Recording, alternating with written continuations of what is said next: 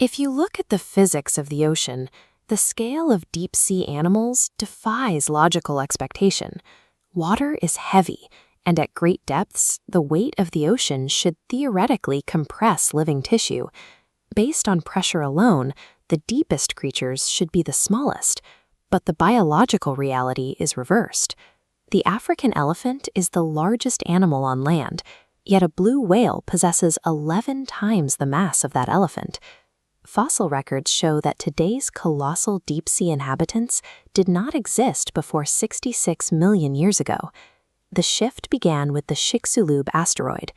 The impact sent global temperatures soaring, creating a lethal thermal layer, making surface life impossible. To avoid the heat, marine species were forced to dive. They abandoned the sunlit surface and migrated into the freezing, lightless abyss. This mass migration created a sudden overcrowding of species in a confined, dark environment. Animals that once lived miles apart were now competing for the same limited food sources in total darkness. This isolation turned the deep ocean into an evolutionary pressure cooker.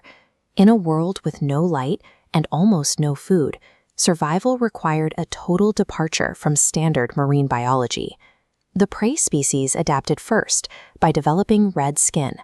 Because red light waves cannot reach these depths, these organisms effectively became invisible to any hunter relying on the visible spectrum. Predators countered by developing bioluminescence. They evolved the ability to generate their own light, turning their bodies into mobile searchlights that could reveal the hidden red-skinned prey. To survive these searchlights, prey underwent a structural shift. They became transparent.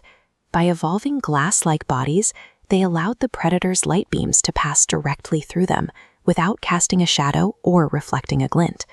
With vision now unreliable, predators abandoned eyesight. They reallocated their brain's processing power to strengthen other senses, evolving the advanced echolocation and smell needed to track movement through the water itself. This sensory upgrade made predators too efficient. They could locate prey with such accuracy that capture rates skyrocketed, causing the overall population of the hunted species to completely crash. By winning this sensory battle, the predators decimated their own food supply. The ecosystem's energy source collapsed, leaving the surviving hunters in a world where calories were almost non-existent. In this environment of scarcity, biology follows Kleiber's rule. To survive on minimal calories, an organism must drastically slow its metabolism and store energy in the form of massive fat reserves. 1,000 small animals have a higher combined surface area than a single massive animal. Because heat is lost through the skin, a smaller surface area to volume ratio prevents heat from leaking. This is Bergmann's rule. In freezing water, being larger keeps you warm. We see this across species. The Galapagos penguin remains small in its warm environment, while the emperor penguin requires massive scale to survive the freezing Antarctic. The deep sea also benefits from island gigantism. Much like this weta insect on a predator-free island, organisms in the isolated deep ocean have few natural threats to their growth, allowing them to reach sizes that would be impossible in the competitive shallow seas.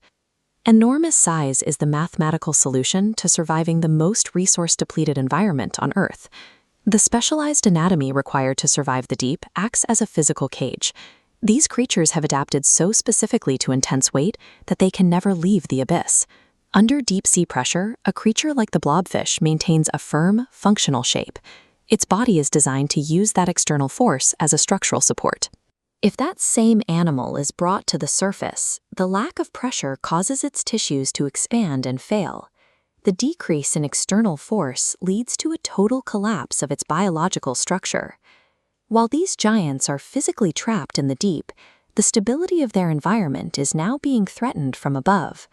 Global warming is beginning to disrupt even these isolated depths. As surface waters warm, predators like the Norwegian king crab are migrating into new territories. These invaders bring new competition and predatory pressure to ecosystems that have been isolated for millions of years. Deep-sea organisms are built for a static, high-pressure world. They are apex predators within the abyss, but they possess no biological defense against the thermal shifts in migrating species currently descending from the surface.